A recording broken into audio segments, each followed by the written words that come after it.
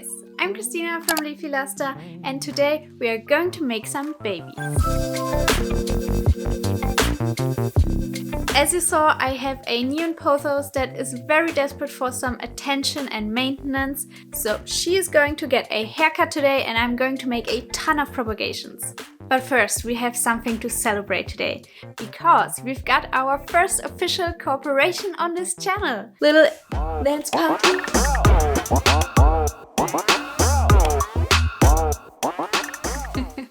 Dance party over.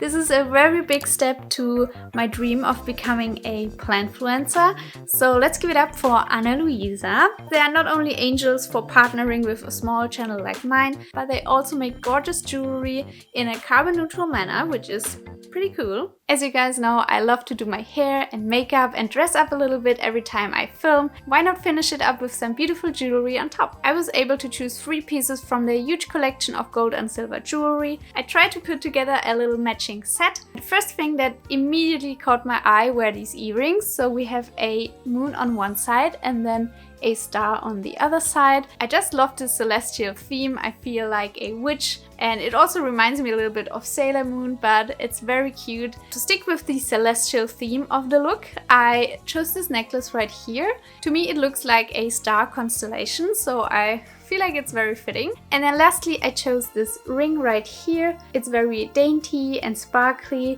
very minimal, and look how cool is that. It basically is just a chain.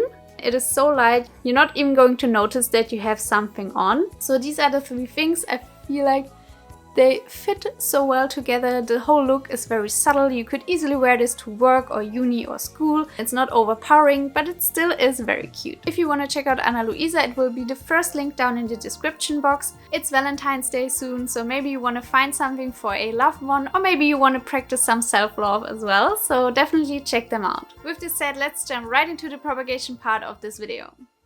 My Pothos lives right here. She's just hanging here in my living room. I remember when I got her, she was so small, and now she fills out this whole space wonderfully.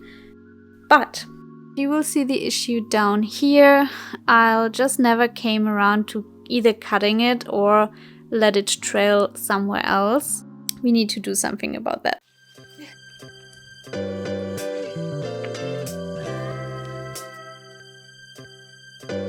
We've got a lot to work on. Pothos, a classic all-rounder. Doesn't matter if you're a crazy plant parent or not, this is probably the most owned houseplant on the planet, probably because it is the ultimate beginner plant. It just grows under any conditions, it grows very fast, and it's very decorative as well. So you can have it either trailing down or climbing upwards. It creates the perfect jungle vibes.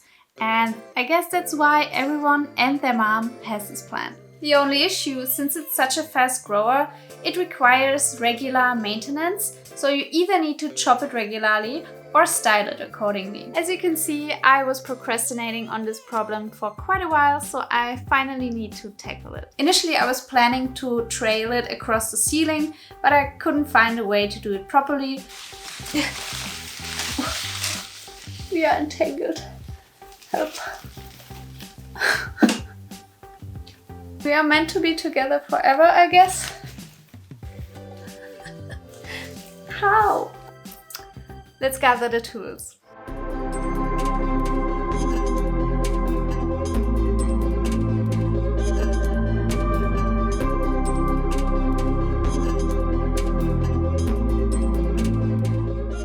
I am all ready to make some babies now. Whenever I cut a plant, I never throw away the pieces afterwards. You can utilize them so much more. And if you're a new plant parent, don't worry, cutting your plants won't kill them or hurt them necessarily. They will probably thrive afterwards even more. Rule number 1, as always, cleaning the scissors. I have some 80% ethanol here. Always sanitize. I think this is a good length. All of this will be gone and I will cut right here.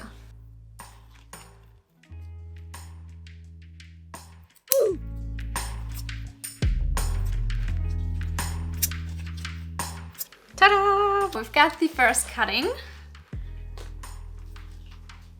it's as long as I am tall, 1 meter and 60 centimeters of plenty goodness. We've got the mother plant, so these are the ends. She's still nice and full and still pretty long, so I will put her back in her spot.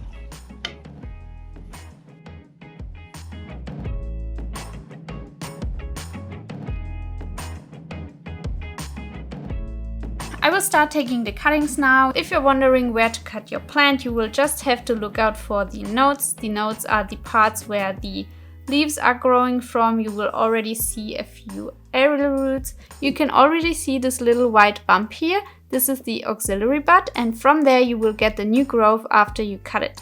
You can identify it quite easily. The stem part, so here the internodal spacing between 2 nodes. Here is the next node, just cut in between 2 nodes, so here and here for example. You can either take single node cuttings, so just 1 leaf with 1 node. You can also take just stem cuttings with no leaf attached, these grow as well. You can also take bigger chunks with 2 or 3 nodes as 1 piece if you want a bigger starting plant to begin with.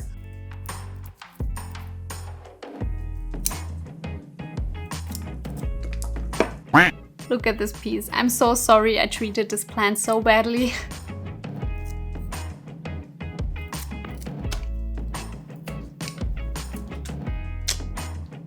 If you just want to multiply your plant, you will have to cut a lot of those single node cuttings, so you will get the most out of your plant. Let's speed this up a little bit. Let's move on to the next step.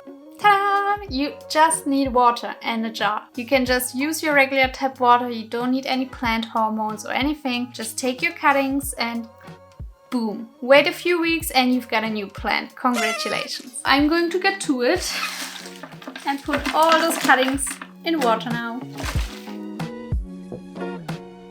I cut up exactly 100 pieces of propagation.